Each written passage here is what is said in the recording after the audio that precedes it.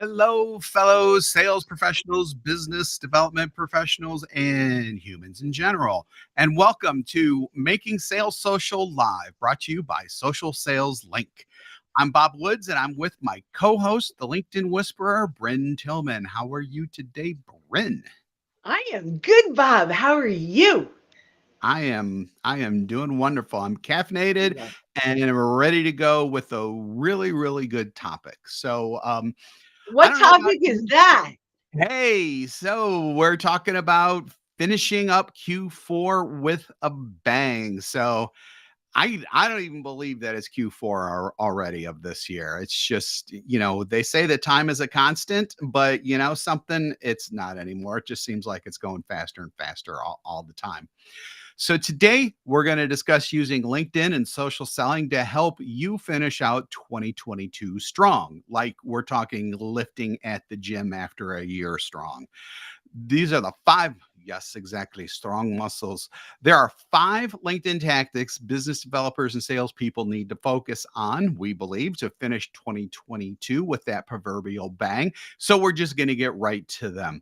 With numero uno, the base of everything that you do drives people to your LinkedIn profile. So, guess what?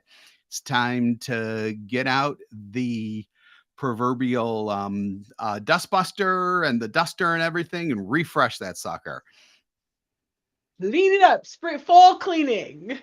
Yeah, Yeah, yeah, fall, that's yeah, it awesome. it is fall, right, yeah, absolutely, but yeah, absolutely, positively refresh that thing with new content, with looking at your featured section to see if there's anything else that you can put in there, adjusting maybe your about section to maybe potentially, depending on what you do, focus a little bit more on the fact that it is Q4, and depending on what your, prospects do, Yeah. their Q4 may be as important to them as it is to you. So go Yeah. into that with that mind, with that So frame of mind. I love that. I love that. I think of it as doing your an audit on your profile. Hmm. There are, Absolutely. I want to add first mindset before we, Yes. tacticals. I mean, you just kind of gave great bullet points, but the mindset is this profile representing me, number one, in a way that will attract my prospects? And is the message aligned with what I do and what I serve? And we change over time. So if you go through your profile, take a look at your banner.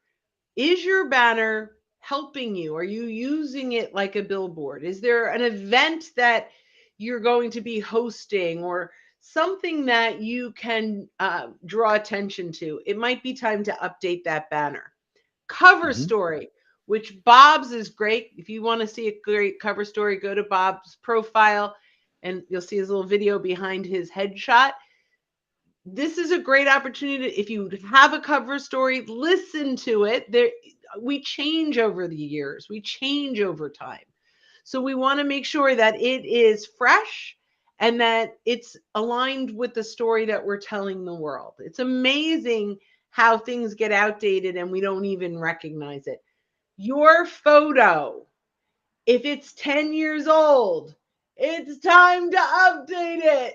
Yeah, Yes. mine. Yeah. Quite frankly, mine needs updating because I've lost weight and I still look like heavier than I am now. And I keep looking at it and it's like, yeah, I think I should get that sucker retaken. So I'm going to get it retaken one of these days. But whether it is like that little type of thing, if your hairstyle has changed significantly, or what was the other thing I was going to say? The one thing that you really need to concentrate on, in my opinion, is how do you look like when you're either on a Zoom meeting, whatever that professional look is like, Yes. whether you're on a Zoom meeting or Zoom meeting or going to an in-person meeting. So if you're not dressed up in that suit and tie type of thing, but you're dressed up, a little more casually, reflect that in your profile photo. That's just my Could opinion. not agree more. I think that's awesome. And I just had another just a headshot taken when I was at an event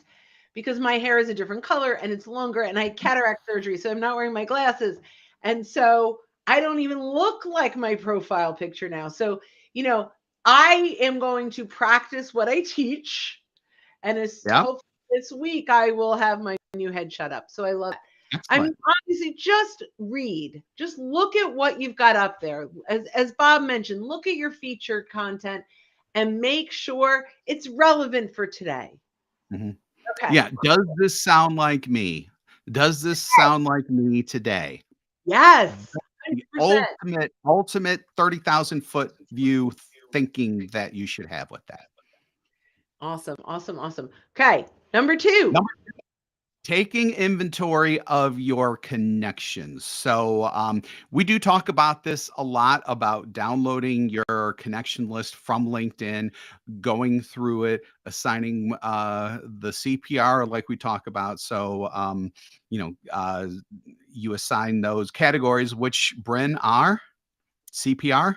So client, prospect, and referral partner. And it's funny. So we have Yeah. Joe joining us today. And hello, Joe. Just really quickly, normally I wouldn't just do this in the middle, but Joe and I had a conversation about this less than an hour ago.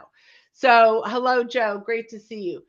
But one of the things we do wrong as salespeople is we are out there going net new, try to get new connections. And it's like collecting business cards and sticking rubber bands Mhm. around them and putting them in the corner. We want to take out those business cards and take a look at who have we been ignoring, right? So to Bob's point, export your connections. Let's take a look. If you've done this, let's just take a look at who you've connected in the last 3 months, because Yep. it is organized in chronological order from the newest connection. When you Who are initially we down. ignoring? Yeah. Yep. And Yeah. we can So, also search. yeah, So yeah, yeah. We can use LinkedIn's first degree connections filter in LinkedIn to search as well. So one of the nice things is that when you go to their profile and you can see and you click on their contact us section, you can see exactly when you connected with them too, the date of that. So and then you can also look through your messages if you've messaged them in the past and one of you might have failed re-engage. to follow up on something, re-engage. So can I Absolutely. just piggyback on what you just said, and then we'll move on to the next Yeah. one, because I think you started something that lit a fire under me, which is Excellent. you can see the date you connected with them. So it could have been years ago. It could have been months ago. They probably don't remember you. But that's Mhm. okay, because we're going to call the elephant out in the room in a little bit, and I'll say, "Hey, Bob, I'm not sure if you recall, but we connected back in June of 2019. I'm reaching out because," and we can, on another day, we can talk about that. But what happens is you break down the barrier of, number one, I don't remember, but my goodness, she remembers when we connected.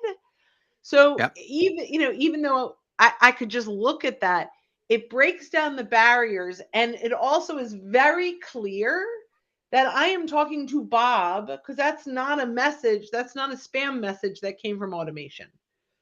Right. Yeah, exactly. Exactly. Yeah. So I do like that. Just in terms and I'm not sure if Bryn will agree with this, but and I just had this thought, and I don't think we've ever talked about this before. So we'll see what happens.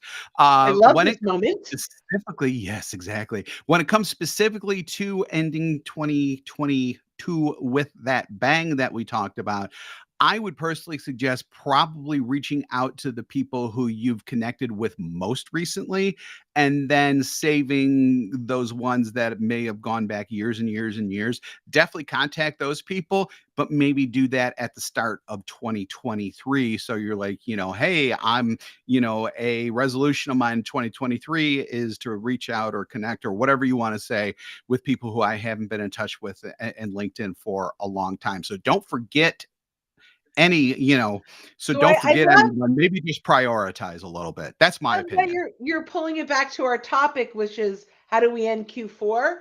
So Hmm. again, piggybacking on Bob's brilliance, I would say I think it's a great idea. And the message could be, and I would do this in a video message, by the way, on mobile, because, Ooh, right, yeah.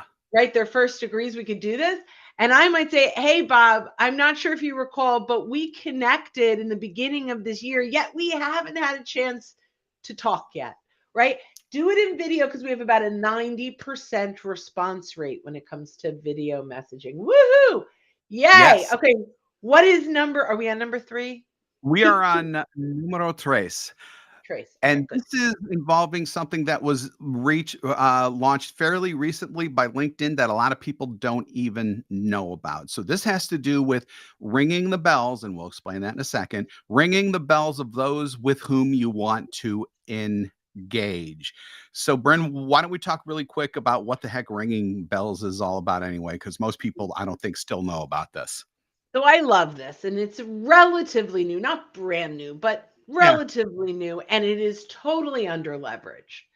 So to every one of your first degree connections, unless you've unfollowed them. So if I'm like connected to Fred, but Fred spams every day, I may want to stay connected to Fred and unfollow him.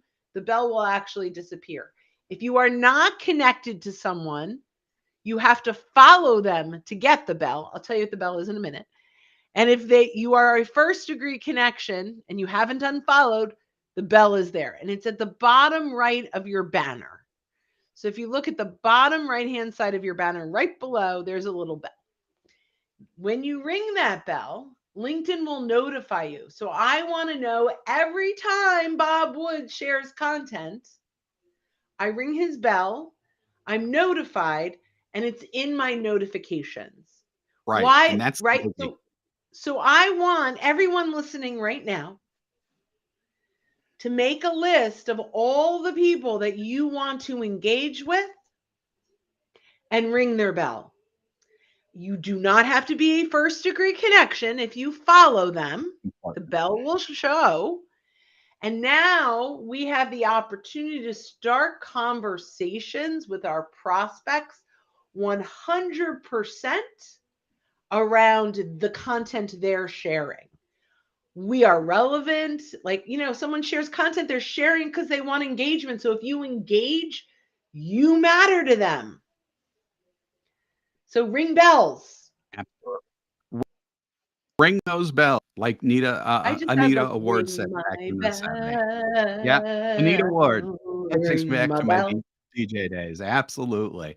So, Good stuff. next, we're gonna talk about something that I think is as important and sometimes maybe even more important than sharing your own content. And this is engaging in not only other people's content, but their commenters as well. I think that this is just absolutely huge because you get to show your thought leadership to people who may not normally see you because they're not seeing your content for whatever reason. More often than likely, either the algorithm just isn't pushing it out, or because they're second degree and they just won't see your content, period, basically. But yeah, I mean, especially when you share that content or when you make a comment that advances the conversation, or you make a point about what's going on with it, in other words, sharing your expertise, that can be absolutely huge, Bryn.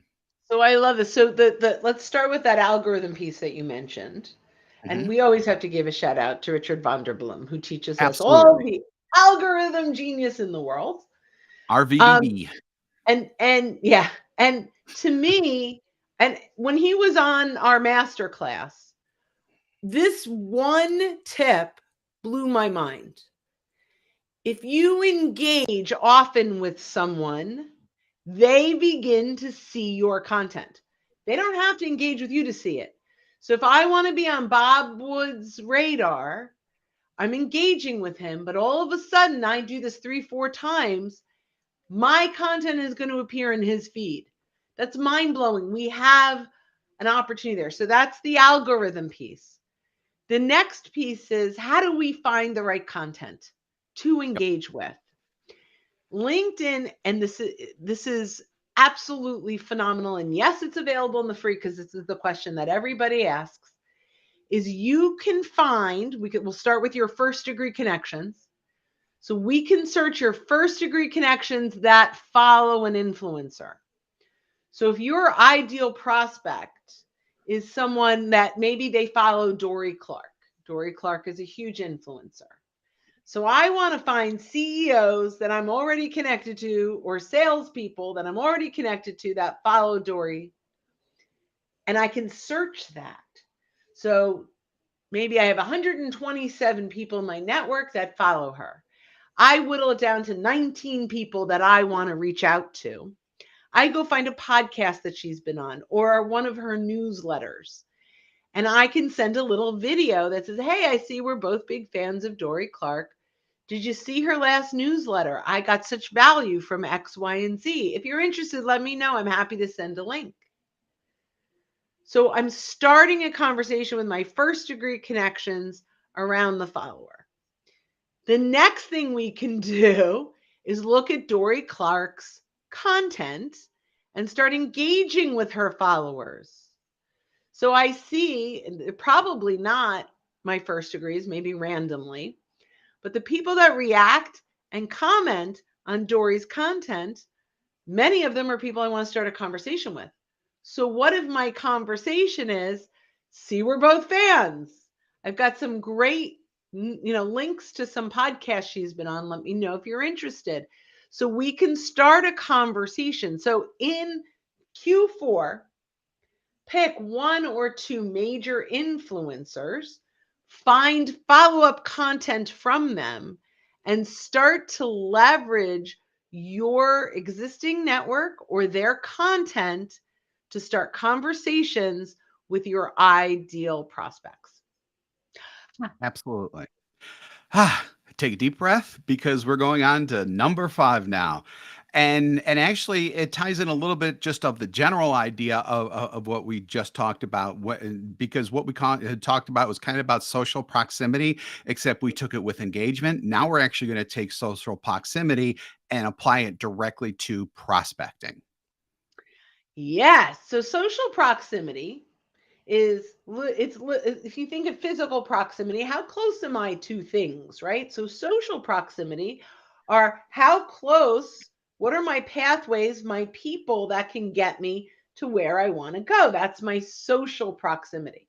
So we just talked about first degree connections. The warm social proximity piece of my friends of my friends, my connections of my connections, is something that I want you guys to do in Q4. I want you to identify your top clients this year. Search their connections to see who else they know that's like them, and ask them for either introductions or permission to name drop. If you want to really end 2022 with a big bang, let's do it with client referrals. Absolutely. The best way and the easiest way to at least get that initial sales conversation started, which is of course what we are all about. What happens from there is on you, but at least to get in the door, get that proverbial toe in the door, that is the best and easiest way to do it. Awesome. Well, let's do, Absolutely. can you do a quick recap of the five for us, Bob, and then we'll take it into Sure. our landing. Quick recap in no particular order, although I probably would put this one as number 1. Refresh your LinkedIn profile, make sure that it's current, make sure that it's speaking like you want to speak to your prospects now. Taking inventory of your connections, concentrating on probably your newer ones to finish out Q4 strong, ringing the bells of those with whom you want to engage so that their stuff shows up in your Notification. notifications. Why could I not think of that? Engaging in other people's content and their commenters. That's a great way to get your thought leadership out there to people with whom you not necessarily normally reach. And what we just discussed, prospecting through social proximity. Well, this was fun. I- That was a lot of fun. They're always fun. When are they not fun? You're I cannot. fun. We, You're we are fun. You're fun. I'm fun. fun. We're fun. Our commenters are fun, and we know our listeners are fun because they listen to us. So, so thanks again for joining us here on Making Sales Social Live. If you're with us live on LinkedIn, YouTube, or Twitter right now, we do this every week, so keep an eye out for our live sessions. If you're listening to us on our podcast and you haven't subscribed already, go ahead and hit that subscribe or follow button to access all of our previous shows and be alerted when our new ones drop. If you'd like more information on our podcast, go to socialsaleslink.com/podcast. We do this one every week live, and we do our Making Sales Social interview series where we talk with leaders and experts in sales, marketing, business, and many more areas to help you, the business development and sales professional, out. So when you are out and about, make sure to make your sales Social. Thanks, everybody. Have a great day. Bye-bye.